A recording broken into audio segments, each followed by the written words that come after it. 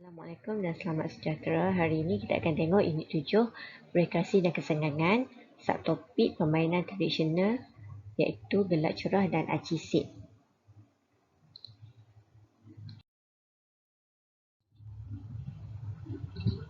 Gelak cerah, aci sip. Yang pertama adalah permainan gelak cerah.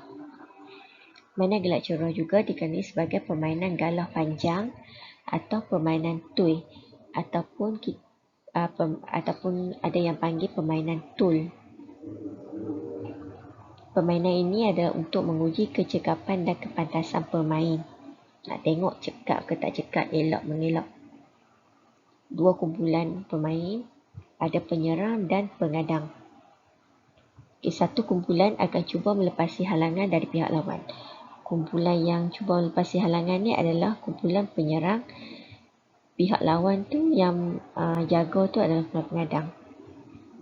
Mainan ini dimainkan oleh kanak-kanak di beberapa negeri, terutamanya di negeri Terengganu.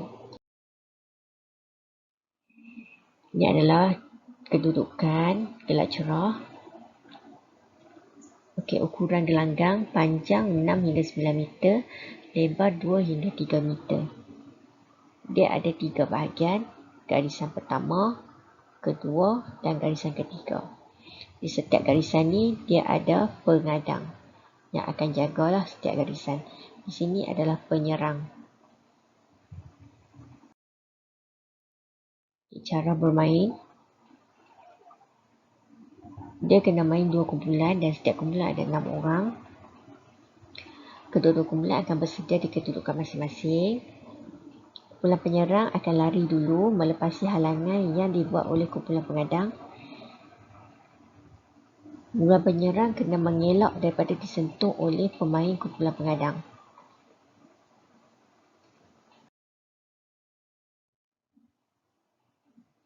Kalau ada pemain kumpulan penyerang berjaya sentuh oleh kumpulan pengadang, pemain tersebut dikira mati. Kumpulan pengadang dia boleh bekerjasama di mana-mana garisan sekiranya semua ahli kumpulan penyerang telah melepasi garisan pertama. Maknanya yang ni kena ada taktikal lah. Kalau tak ada taktikal, kalah. Okey, semasa bermain, sekiranya ada penyerang disentuh oleh ahli kumpulan pengadang, tapi ahli kumpulan pengadang tidak memijak garisan, pemain diteruskan. Kira sentuhan tu tak diterima. Kumpulan penyerang dikira menang sekiranya mana-mana ahli kumpulannya berjaya melepasi garisan ketiga. Ini ikutlah, ada setengah negeri dia buat semua ahli kena melepasi garisan ketiga. Ada setengah kumpulan negeri dia buat seorang melepasi garisan ketiga dia kira menang. Permainan boleh disambung semula atau ditamatkan mengikut persetujuan antara dua kumpulan. Kalau rasa dah penat dah nak main, boleh berhenti. So, kalau dua-dua kumpulan setuju, boleh berhenti lah.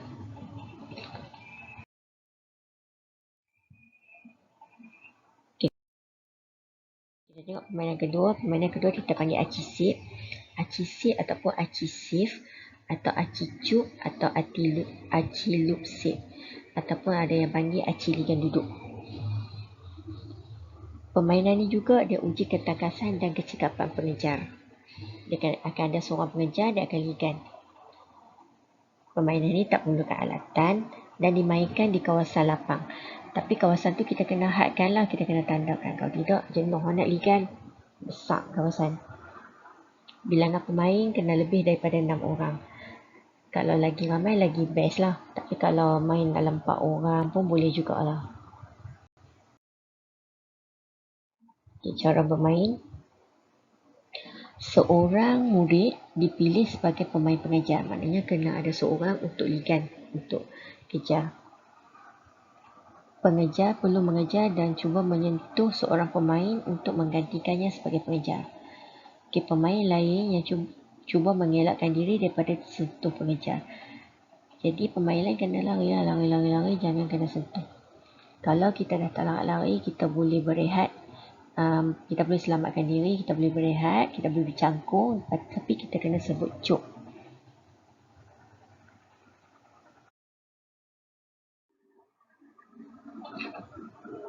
Okey, pemain yang dicuk boleh aktif semula setelah disentuh di save oleh pemain lain. Maknanya bila dia dah duduk, dia nak lari balik, kawan yang tak kena kawan yang masih berlari tu dia boleh save ataupun sentuh pemain yang tengah duduk tadi. Tukar peranan sebagai pengejar jika anda disentuh oleh pengejar. Bila kita lari, tiba-tiba kita kena sentuh oleh pengejar orang yang ligan kita tadi, maknanya kita kena ligan orang balik. Kita dah tukar peranan dah. Kalau semua pemain dah dicuk dan tidak disavekan, maknanya semua dah duduk, tak ada siapa pun yang duduk lari-lari lagi. Jadi pengejar orang yang ligan tadi, dia akan bilang 1, 2, 3 dan pemain yang terakhir berdiri akan menjadi pengejar yang baru. Pemain boleh diteruskan atau ditamatkan mengikut persetujuan daripada semua pemain.